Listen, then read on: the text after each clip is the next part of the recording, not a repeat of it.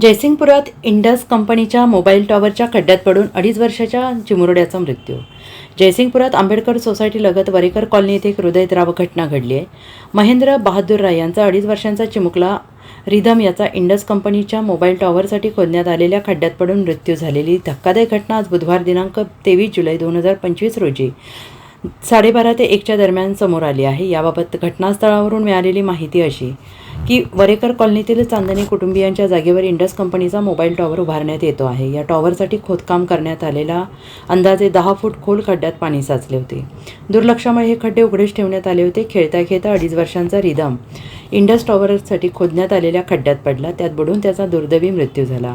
विशेष म्हणजे रिधमच्या आईचे शनिवारी ऑपरेशन असल्यामुळे या दुर्घटनेवेळी ती सांगली सिव्हिल हॉस्पिटलमध्ये रिपोर्ट्स आणायला गेली होती. या भीषण घटनेची माहिती तिला अजून देण्यात आलेली नाही. या घटनेची माहिती समजताच जयसिंगपूर पोलिसांनी घटनास्थळी धाव घेऊन तपास सुरू केला आहे. मोबाईल टॉवर उभारणाऱ्या संबंधित जबाबदार व्यक्तींवर कारवाई होणार का? अशा घटनांना टाळण्यासाठी स्थानिक प्रशासन काय पावले उचलणार याकडे नागरिकांचे लक्ष लागले आहे. या घटनेमुळे संपूर्ण परिसरात शोककळा पसरली आहे. Bureau report SBN Marathi, Jaysingpur.